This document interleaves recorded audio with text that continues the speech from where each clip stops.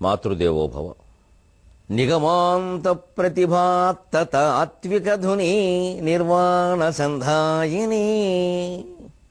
నిగమాంత ప్రతిభాత్తాత్విక ధుని నిర్వాణ సంధాయిని. జగదజ్ఞాన తమోపకార తరణి జ్ఞానప్రభాధారిణి. జగదజ్ఞాన తమోపకార తరణి జ్ఞానప్రభాధారిణి. భగవన్మానసహారిణి సుఖ విరాట్ భాషా సుధాసారణి. భగవన్మానసహారిణి సుఖ విరాట్ భాషా సుధాసారణి. నగరాజాన్వయ శుక్తి ముక్త తరుణి నారాయణీ బ్రోవుమా. నగరాజాన్వయ శుక్తి ముక్త తరుణి నారాయణీ బ్రోవుమా. ఏబిఎన్ ఆంధ్రజ్యోతి ప్రేక్షక మహాశయులందరికీ నవజీవన వేదం అనే కార్యక్రమంలో 826వ భాగానికి స్వాగతం పలుకుతున్నాం. నేననగ నేననుచు నేలయటు నీనినటు నేతనెదిరింపగ మహాప్రస్థానమన సాగినది సాగునది ఆగదది సంయపద సాగరముదాకన్. ప్రాణములు బాణములు రక్తమున స్నానములు రైతులకు నేతలెదురైనన్. బానిసల సంఖ్యలలు భట్టుమని త్రిల్లినవి బాటలను పాటలను పాడన్. నేననగ నేననుచు నేతనెదిరింపగ మహాప్రస్థానమన సాగినది. నేల ఈనిందా అన్నట్టుగా జనం పుట్టుకొచ్చారు. అదొక మహాప్రస్థానంలా సాగింది.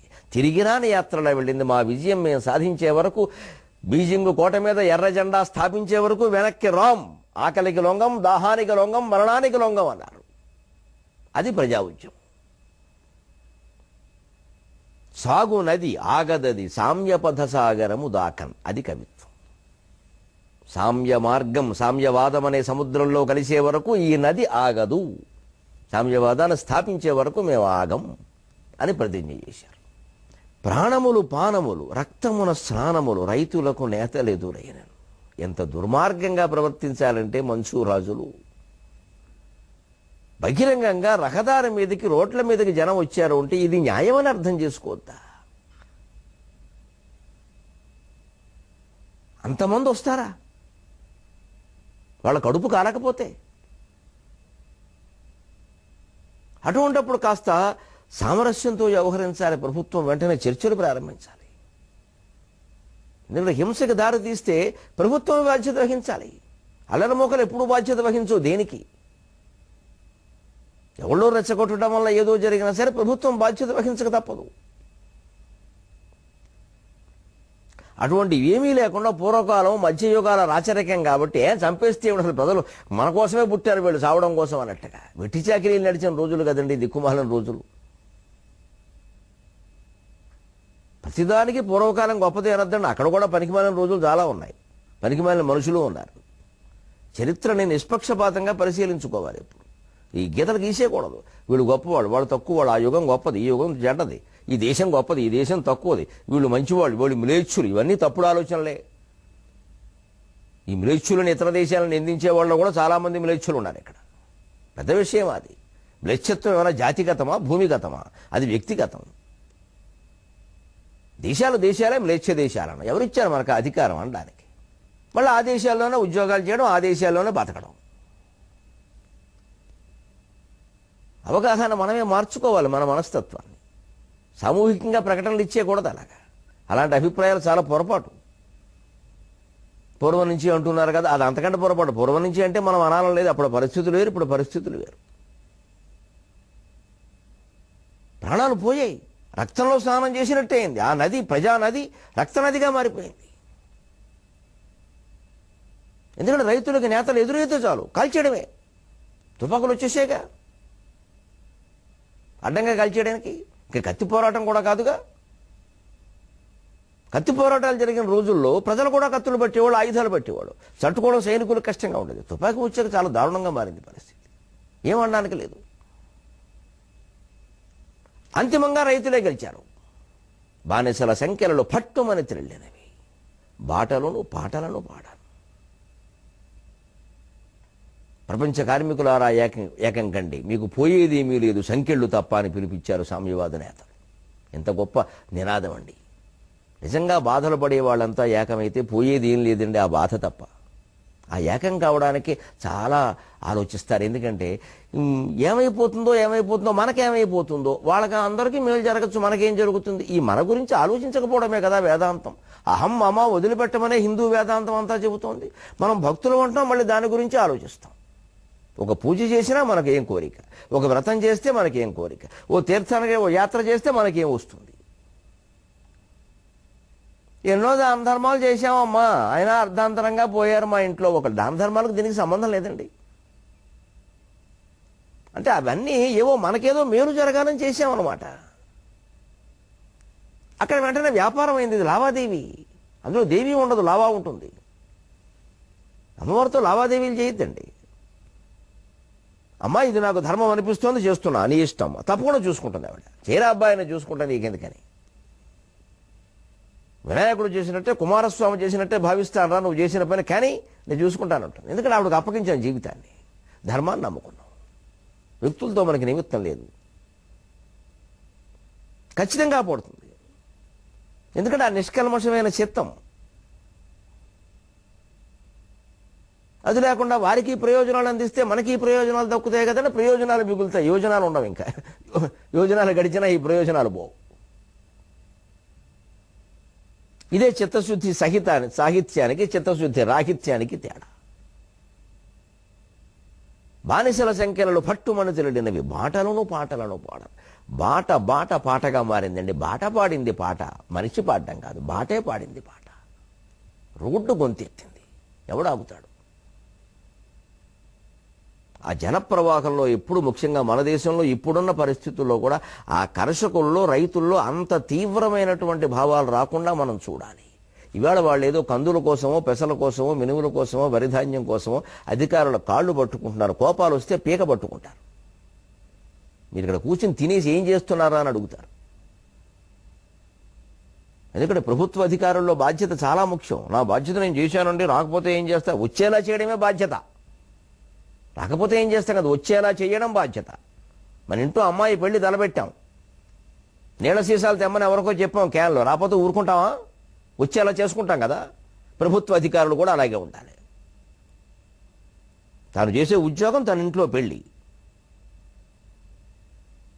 ఆర్డర్ పెట్టామండి, పోస్టులో వేసామండి, వస్తున్నాం, పోస్టులో వేస్తావా? మన ఇంట్లో పని అయితే పోస్టులో వేస్తాం, కొరియర్లో వేస్తాం,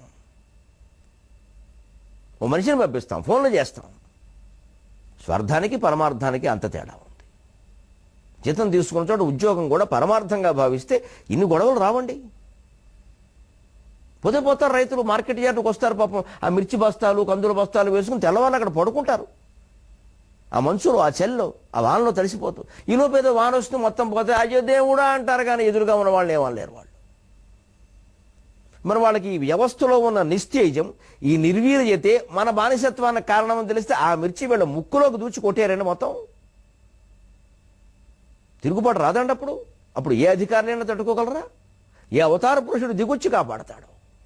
ఎందుకంటే ఆ అవతార పురుషుడు దిగొస్తే వాళ్ళ వైపే ఉంటాడు. భగవంతుడు ధర్మం వైపు ఉంటాడు, అధర్మం వైపు ఉంటాడే. భగవంతుడు చురుకుదనం వైపు ఉంటాడు, బద్ధకం వైపు ఉంటాడు.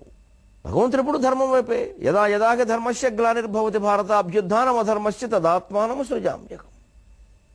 దుర్యోధనుడు, అర్జునుడు ఇద్దరు ఒకేసారి తన దగ్గరికి సాయం కోసం వచ్చినప్పుడు పరమాత్మ అర్జునుడు నన్ను కోరుకుంటే బాగుండు అనుకున్నాడు. ఎందుకంటే ధర్మం వైపు ఉండాలని.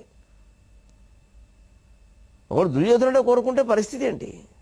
ఆ పరిస్థితి రాకుండా చాకచక్యంగా వ్యవహరించాడు. ఎందుకంటే ఆనాటి రాజరికపు సంప్రదాయాలు కొన్ని ఉన్నాయి. యుద్ధం కోసం, సాయం కోసం వచ్చిన వాడిని కాదని అనకూడదు. ఆ చట్టాలు వేరు, సంప్రదాయాలు వేరు, ధర్మాలు వేరు, రకరకాలుగా ఉంటాయి. అన్నీ చూసుకోవాలి. అందుకనే ఏదో 2 భాగాలు చేశాడు ఆ సందర్భాన్ని బట్టి. తనను అర్జునుడు కోరుకుంటే బాగుండు, కోరుకోడు. నేను ఒక్కడిని, వాళ్ళు 10,000 మంది దుర్యోధనులాగే ఆలోచించి 10,000 కావాలంటాడేమో పిచ్చి సన్యాసి. చివరికి నేను ఈ దుర్యోధను దగ్గరికి వెడితే ఎందుకు, నా బతుకందుకు నేను పుట్టింది ఎందుకు, అంతే. సరిగ్గా ఆయన సంకల్పమే ఫలించింది. అదే కోరుకున్నాడు. ధర్మం గెలవడానికి భగవంతుడు దయ ఎంత ఉపయోగపడిందో మనకి భారత యుద్ధంలో తెలుసు. కృష్ణుడు లేకపోతే వీళ్ళు ఎవరండి గెలవడానికి? భగవంతుడు ఎందుకు ధర్మం వైపు ఉంటాడు? ధర్మం కోసమే సృష్టి. అంతిమంగా ధర్మం గెలవాల్సింది. ఆటంతా అయిందే. ఆటలో ఏది నెగ్గాలి? ధర్మమే నెగ్గాలి. సక్రమంగా ఆడినవాడు ఒక ముందుకెళ్ళి నెగ్గచ్చు. వెనకబడితే అది వేరే విషయం. కానీ అక్రమంగా ఆడకూడదు కదా. ఆటలో అక్రమాలు ఒప్పుకుంటారా? తుండి అంటారు, కుర్రి అంటారు, కొన్ని ప్రాంతాల్లో ఏదో అంటారు, అక్రమం అయితే ఒప్పుకోరు కదా. జీవితమేనా అంతే. ఎందుకంత అక్రమాలు తేలిగ్గా ఒప్పేసుకోగలుగుతున్నాం మనం? నేను బాగుంటే చాలు, నేను బాగుంటే చాలు, నాకు ఇందులో కమిషన్. ఈ ఆలోచన ప్రభుత్వ అధికారుల్లో వస్తే మిరపకాయల ముక్కులో దూరకుండా ఉంటాయి. రైతులు తిరగబడితే అంతే. నేననగా నేననుచు నేతయటు నేననగా నేననుచు నేలయటు నీనినటు నేతనిది రింపగ మహప్రస్థానమన సాగినది సాగునది ఆగది సంయపథ సాగరము దాకన్ ప్రాణములు పానములు రక్తమున స్నానములు రైతులకు నేతలెదురైనన్ బానిసల సంఖ్యలు పట్టుమని త్రిల్లినవి బాటలను పాటలను పాడన్. మంగళ మహాశ్రీ వృత్తం అంటారు దీన్ని. సరిగ్గా మనకు స్థూలంగా అర్థమయ్యేలా చెప్పాలి అంటే దీంట్లో యతి స్థానం చాలా ముఖ్యం. నేననగా నేననుచు నేలయటు నీనినటు. సరిగ్గా భల అనుకుందాం మనకు అర్థం కావడం కోసం. ఛందశాస్త్రంలో వేరుగా ఉంటుంది కానీ మనకు తేలిగ్గా అర్థం కావడం కోసం ఒక భగణం ఒక లఘు, ఒక భగణం ఒక లఘు. అలాగ బల అనేటువంటి గణాలు వాడి చివర ఒక్క గురువు వాడితే అది మంగళ మహాశ్రేవు. 7 వాడి 1 వాడితే 6 వాడితే సరిగ్గా ఇంకొక రకం అవుతుంది. లయగ్రాహి అంటారు, అది అవుతుంది. 6 వాడితే అది అవుతుంది, 7 వాడితే ఇది అవుతుంది. కొంచెం లయగ్రాహికి ఆ పొడిగింపే ఇదనమాట. ఆ లయగ్రాహి కూడా సాగర ఘోషలో వస్తుంది, కంప్యూటర్ను వర్ణించడంలో వస్తుంది, అది 7 ఆశ్వాసంలో వస్తుంది, ఆస్వాదితుడు. కానీ ఇక్కడికి ఇది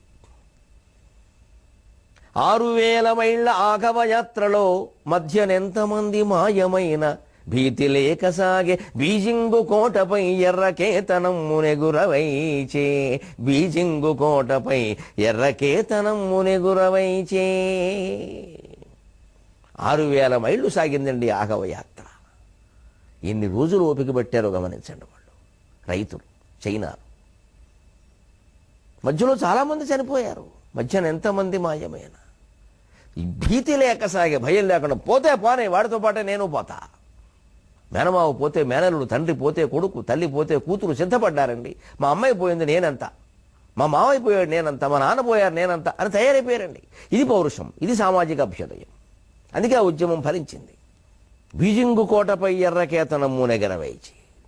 చైనా రాజధాని బీజింగ్ కోట మీద ఎర్రకే జెండా ఎగరేసే వరకు ఊరుకోలేదండి వాళ్ళు. అదిగో ఎర్ర జెండా కమ్యూనిస్టులకు ఎందుకు వచ్చిందంటే ఈ విప్లవాలు జరిపినప్పుడు కాల్పులు జరిపితే రక్తం స్రవించింది. ఆ రక్తం గుర్తునే వాళ్ళ జెండా గుర్తుగా పెట్టుకున్నారు. ఎంత అభ్యుదయమైన ఆలోచన అది. 1,25,000 భారతము కేళా కూళిగా వ్రాజు శ్రీ శిక్షాదక్షుడు వ్యాసుడైనను. ఇప్పుడు సముద్రం ఒక వ్యాఖ్యానం చేస్తోంది విచిత్రంగా. కవి, మీరు కవులు కదా, మీ దేశంలో కవులు ఉన్నారు, వాల్మీకి, వ్యాసుడు, కాళిదాసు. ఇతర దేశాల్లో కవులు ఉన్నారు, ఒడిస్సీ మొదలైన వారు, షేక్స్పియర్ మొదలైన వారు. ఎవరైనా ఈ ఉద్యమాన్ని వర్ణించగలరయ్యా? 1,25,000 భారతము కేళాకూళిగా వ్రాయు శ్రీ శిక్షాదక్షుడు వ్యాసుడైనను. ఒడిస్సీ హోమరుండైన హరియక్షారావము దీని వర్ణనము చేయంజాలునే. హరియక్షారావము దీని వర్ణనము చేయంజాలునే. కర్షకుల్ లక్షల్ శిక్షణ లేక కాలినడకన్ లక్ష్యము సాధింపరే. కర్షకుల్ లక్షల్ శిక్షణ లేక కాలినడకన్ లక్ష్యము సాధింపరే. ప్రజల్లోంచి సహజంగా పొంగేటువంటి ఉద్యమాన్ని ఎవరూ వర్ణించడం లేదండి. అడవిలో సహజంగా ప్రవహించేటువంటి నదిని వర్ణించడం చాలా కష్టమండి. ఓ ఉద్యానవనం పక్కన ప్రవహించే పంట కాలువను మనం ఆనకట్టలు కట్టిన నదులను వర్ణించవచ్చు. ఒక పద్ధతిలో ఉంటాయి. అడవిలో కొండమించి పడేటువంటి జలపాతానికి ఓ పద్ధతి ఉండదండి. ఒక్కోసారి మహాకవుల కవిత్వం అలాగే ఉంటుంది, కొండమించి పడే జలపాతంలో ఉంటుంది. దాన్ని మనం అర్థం చేసుకోవాలి. ఏదో చెప్పేస్తారండి బడబడబడ అంటే బాగుంది, అలా ఆ విషయం అలా చెప్పాలి. అన్ని విషయాలు అలా చెప్పడం తప్పు, ఆ విషయం అలా చెప్పాలి. కొన్ని పద్యాలు నగిషి దిద్ది మెరుగులు పెట్టాలి, కాస్త అవకాశంగా చెప్పాలి. విశ్వనాథ వారు చెబుతారు దాన్ని. మీ రచనలు ఏవో కొంతమందికి ఎక్కడం లేదుట అంటే ఆయన ఒళ్ళు మండి ఓ మాట అన్నాడండి కల్పవృక్షం బీటికలు. చాలా గొప్ప మాట. పోవయ్యా నచ్చడం లేదు. వాడెవడో నచ్చడం కోసం నేను రాస్తానా? నాకంత ముఖ్యమా? నేను నచ్చడానికంటూ జనం ఉన్నారా ఇక్కడ? ఎంతమందికి నచ్చితే బాగున్నట్టు అని. చిక్కిలి మెరుంగు సన్న నగిషీపని బంగారు సీత మెచ్చలేరు. ఏమిటయ్యా ఈ పాఠకులు? ఏం తెలుసు వాళ్ళకి? ఏం చదివారు? నన్నయ్యని చదివి నన్ను చదవమను, శ్రీనాథుని చదివి నన్ను చదవమను, ఆముక్తమాల్య చదివి నన్ను చదవమను, అప్పుడు అర్థమవుతా. అంటే మిమ్మల్ని చదవాలంటే ఎంతమందిని చదవాలంతే నువ్వు బో అన్నది. మరి అంతేనండి, ఏమీ చదవరండి.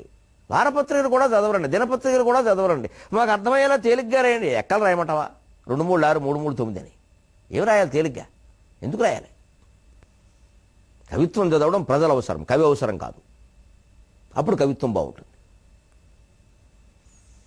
అలాగని కవి అహంకరించక్కల, ప్రజల కోసమే రాస్తున్నామన్న దృష్టి ఆయనకు ఉండాలి. కానీ దిగజారిపోకూడదు. దిగడం వేరు, జారడం వేరు, దిగజారడం వేరు. జారితే పర్వాలా, దిగినా పర్వాలా, దిగలేకపోతే జారుతాం, కానీ దిగజారకూడదు. భాష అయినా అంతే, స్థాయి అయినా అంతే. ఆ స్థాయిని మనం గౌరవించాలి. ఆ స్థాయికి ప్రజలను తీసుకెళ్ళాలి, క్రమంగా అలవాటు చేయాలి.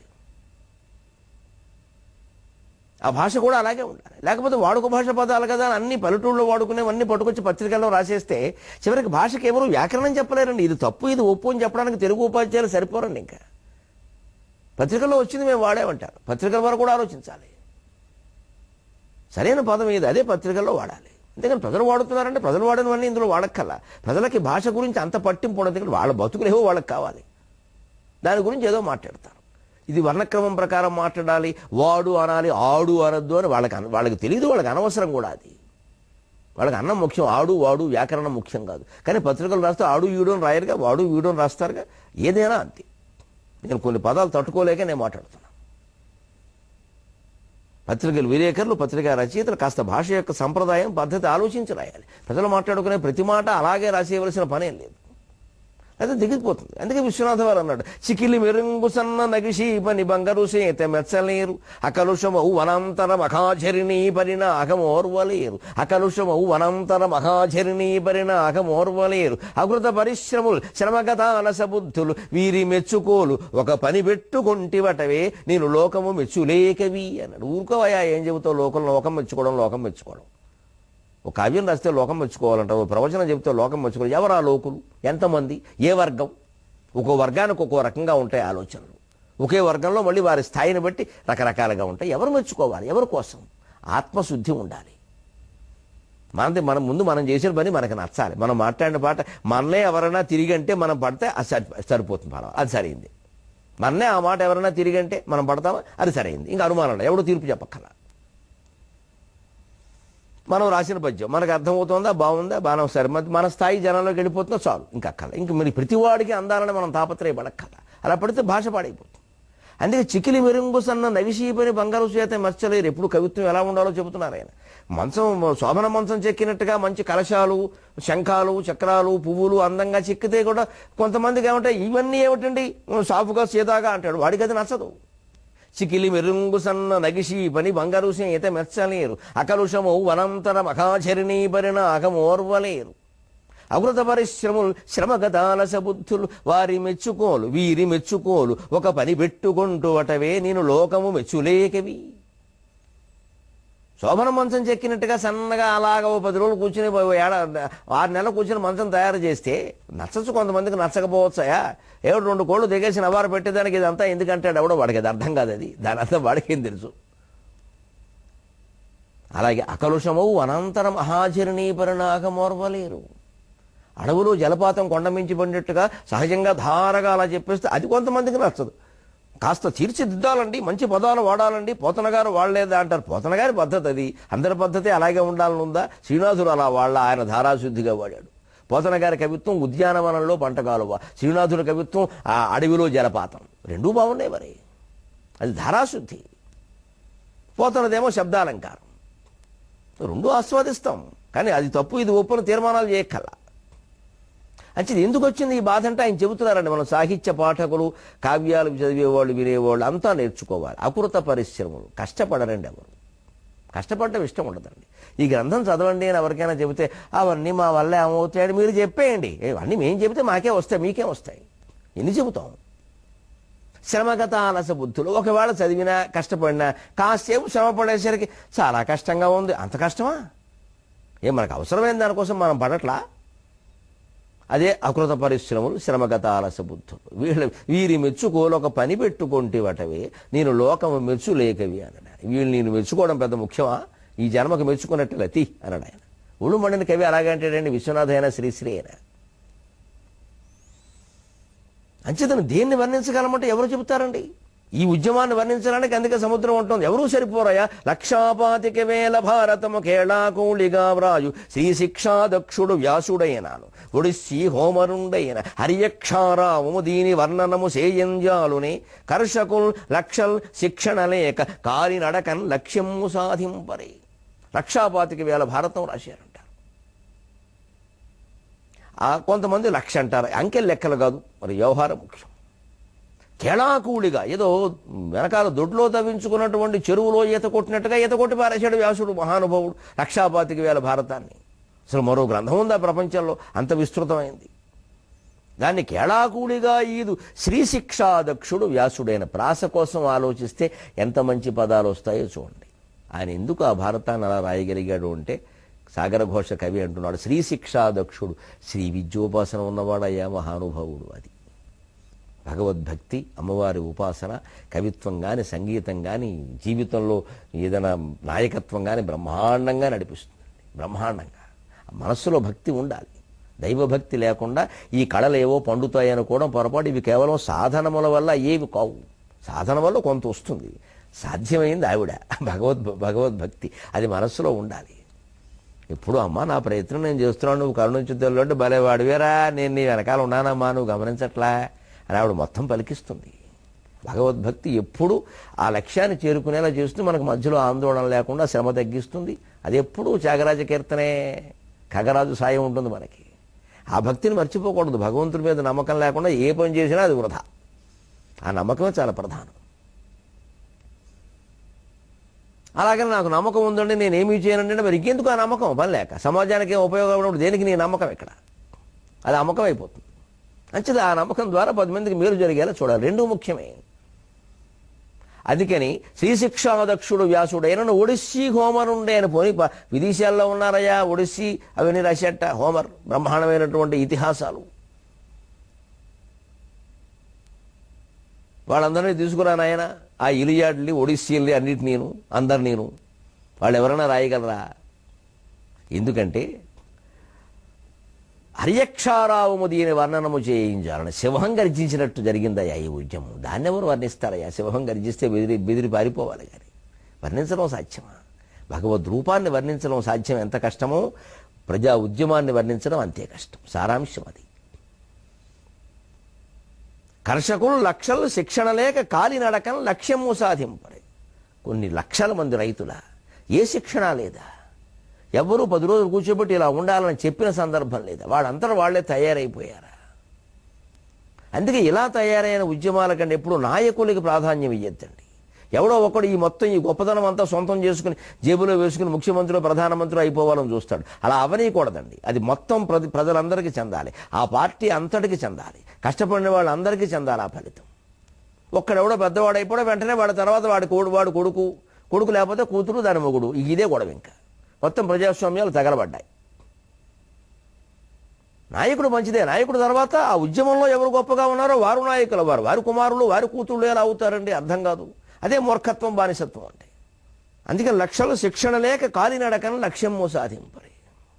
ఎటువంటి శిక్షణ లేకుండా లక్షల మంది ఆ ఘనకార్యాన్ని సాధించగలిగారే అని ఇప్పుడు ఒక్క మార్పు మరో దాంట్లోకి ప్రవేశించబోతున్నాం.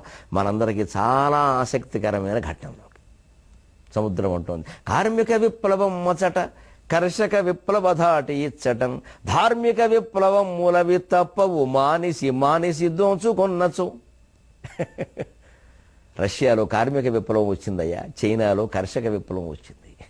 ఎప్పుడైనా ఈ రెండు కార్మిక ధార్మిక ఇవన్నీ ధార్మిక విప్లవాలు. కార్మిక విప్లవం మొచట కర్షక విప్లవ ధాటి ఇచ్చటం మర్మమెరుంగనొక్కటియే మానిసి దోచుకొన్నచో ధార్మిక విప్లవం మూలవి తప్పవు మీరును పోరు సల్పరే. భారతీయ కవి, మీ స్వాతంత్ర సంగ్రామ చరిత్రలో ప్రవేశిస్తున్నానయా, ఆసక్తిగా విను, శ్రద్ధగా విను. మీరును పోరు సల్పరే దుర్మతుల ఆంగ్ల పాలకుల దోపిడిపై పిడికిళ్ళ రాపిడిన్. మీరును పోరు సల్పరే దుర్మతుల ఆంగ్ల పాలకుల దోపిడిపై పిడికిళ్ళ రాపిడిన్. కన్నా ముగింపు లేని భారత స్వాతంత్ర సంగ్రామానికి మీకందరికీ స్వాగతం పలుకుతూ ఈ భాగానికి మాత్రం ముగింపు పలుకుతున్నాం. అంతవరకు మళ్ళీ కలిసే వరకు తెలుగులో మాట్లాడతాం.